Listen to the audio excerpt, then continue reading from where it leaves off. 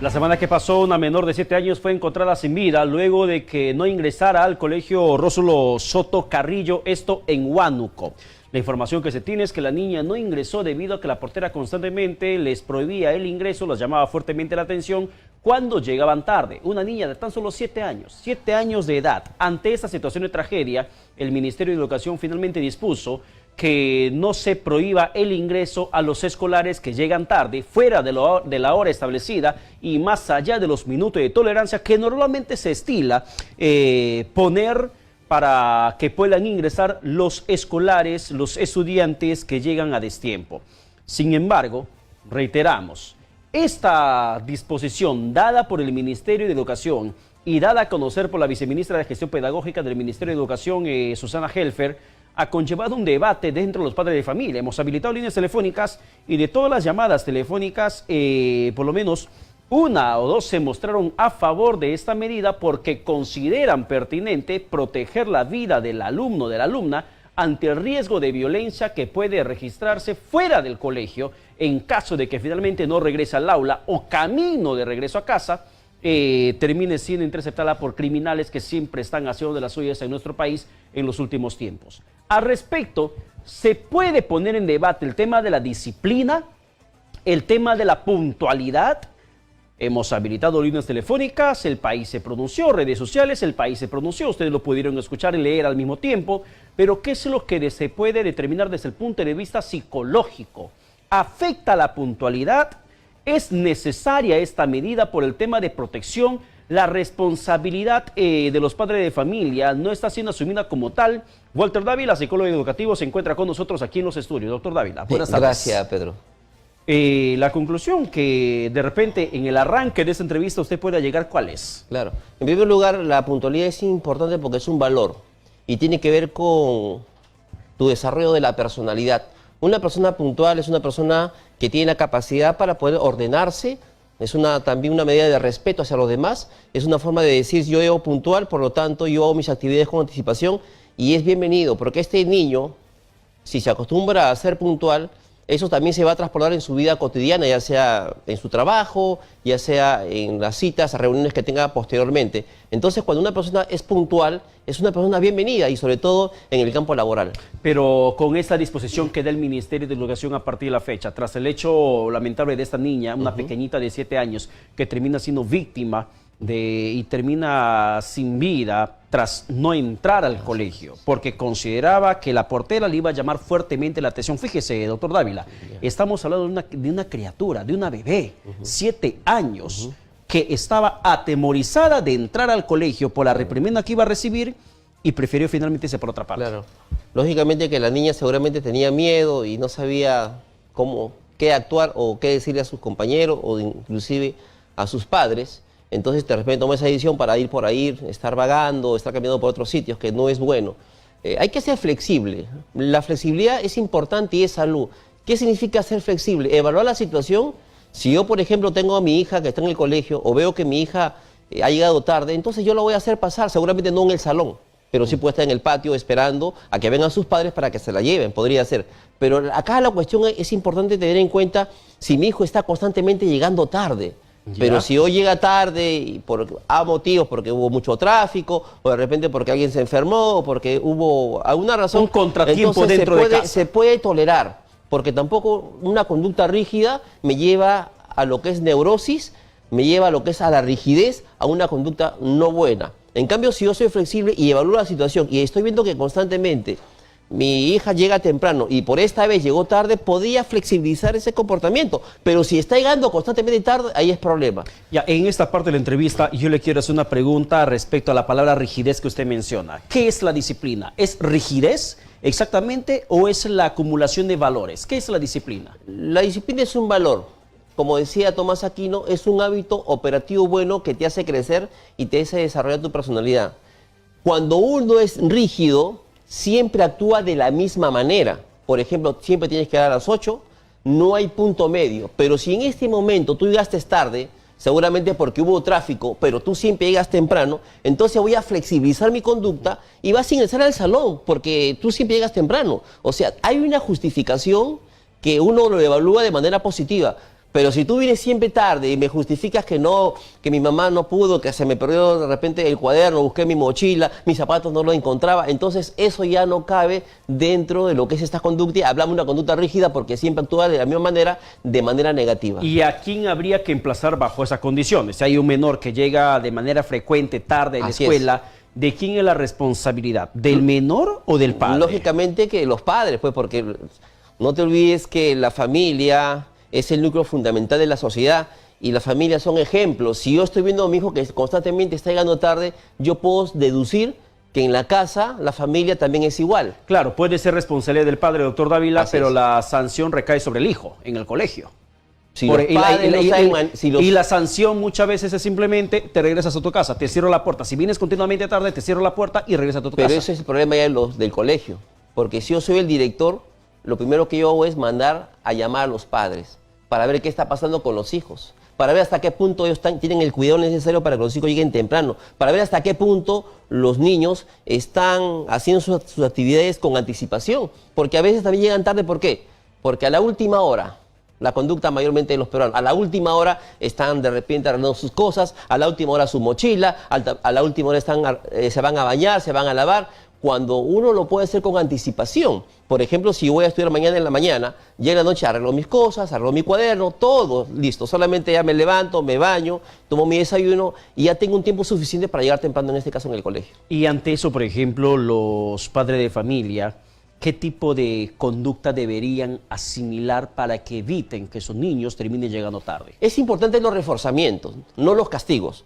Existen tres tipos de reforzamientos: un reforzamiento interpersonal, un reforzamiento material y de actividades. Por ejemplo, yo tengo que ver más la parte positiva de mi hijo y no tanto lo negativo. ¿Por qué le pregunto el tema del padre de familia? Porque si el problema es el padre, no es el niño, entonces el padre habrá que trabajar con el padre, no con el niño. El padre tiene que aprender a ser ejemplo, en primer lugar, porque si yo llego tarde a mi trabajo, llego tarde a las reuniones, mi hijo me está mirando. La tardanza se hace Entonces, parte del hábito de vida. Está aprendiendo mi hijo, porque yo le estoy mandando mensajes con mi conducta, con mi comportamiento. Pero si yo también aprendo a ver a mi hijo lo positivo, porque no todo es malo en el niño. El niño no es agresivo, el niño no es flojo. Lo que pasa es que le tiramos de flojo porque generalizamos su conducta. Tenemos que ver específicamente en qué momento se porta mal mi hijo, en qué momento es agresivo, en qué momento le pega a su compañero, pero no decir que mi hijo es agresivo, no. Sino hay que especificar la conducta y saber reforzarla. ¿Cómo reforzamos una conducta? Si yo veo que mi hijo se porta bien y está yendo puntual al colegio, lo abrazo y lo beso. Caramba, hijito, te felicito, eres importante, estás llegando temprano, estoy contento, estoy feliz, estás muy bien. Cuando uno refuerza conductas adecuadas, eso permite que el niño se sienta bien y quiera volver a hacer esa conducta. Pero si el padre solamente está viendo la parte negativa, nos sentamos en lo malo, entonces estamos tildando al niño como agresivo, que es flojo, que no llega al colegio temprano, y eso repercute en su cerebro y hace que se porte mal, evidentemente. Y en esta situación, como usted me menciona, el tema de la responsabilidad de los padres de familia, si hay un padre que durante mucho tiempo tenía esa costumbre, por ejemplo, hacer las cosas a última hora, el tema de repente el tráfico, el ajetreo del día a día en casa, termina enviando tarde al niño al colegio, terminaría alentándose un tema de indisciplina, amparados en que el Ministerio de Educación ahora prohíbe a los colegios sin pedir el ingreso a los escolares que llegan tarde. Claro, y sobre todo van a formar niños irresponsables. Como te decía, acá es importante la flexibilidad. No siempre yo voy a permitir que mi hijo llegue tarde. En el colegio puede ser un tema excepcional. Siempre. Si llegara tarde, lo hago pasar, ya, y espero que sus padres se lo lleven, por ejemplo. Y hablo con los padres, ¿qué está pasando con el niño? ¿Por qué el niño llega tarde?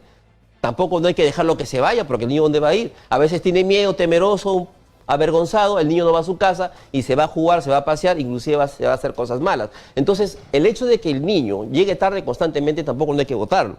Hay que hacerlo pasar para que espere a su padre, para que se lo lleve, o mandarle un memorándum para que solucione ese problema.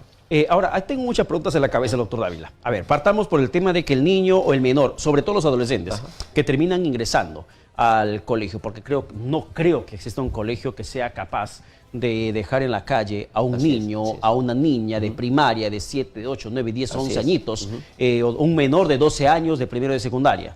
Normalmente esas actitudes son con adolescentes de 14, 15, 16 años.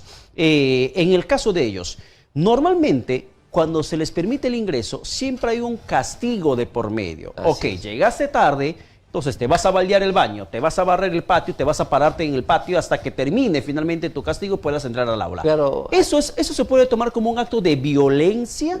Yo me acuerdo, bueno, en mis tiempos, pues, a mí me hacían ranear. En los míos también. Hacer la plancha. Zapato, escobe, ponte a barrer el patio. Cierto. Yo pienso que hasta cierto punto no es algo negativo, porque el niño tiene que aprender a ser responsable, tiene que aprender que todo acto tiene una consecuencia, y las consecuencias, debido a su mal comportamiento, a su impuntualidad, o porque es irrespetuoso, pero siempre tiene que haber una consecuencia, porque si no hay consecuencias, entonces el niño aprende y se forma mal. Pero ahí estamos chocando contra una realidad que intenta luchar contra la violencia psicológica, porque algunos aseveran que he visto casos de padres de familia que denunciaron situaciones como esa. Por ejemplo, en una ocasión, en mi tierra, en Iquitos, en un colegio, ni una parte con un hierbal bastante grande, los alumnos de primaria, secundaria, en una actividad escolar día cualquiera, el colegio dijo, bueno, traen su machete, se ponen a cultivar. Y cultivaron los escolares todo el patio.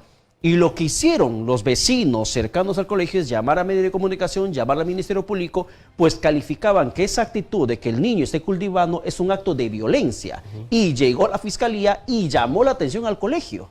Esas son las normas flexibles, no sé si flexibles o rígidas en tema de protección al menor, por ejemplo, doctor David. Claro, además, cuando uno tiene un tipo de comportamiento, un tipo de conducta, sea buena o sea mala, no vas a contentar a todo el mundo, para empezar.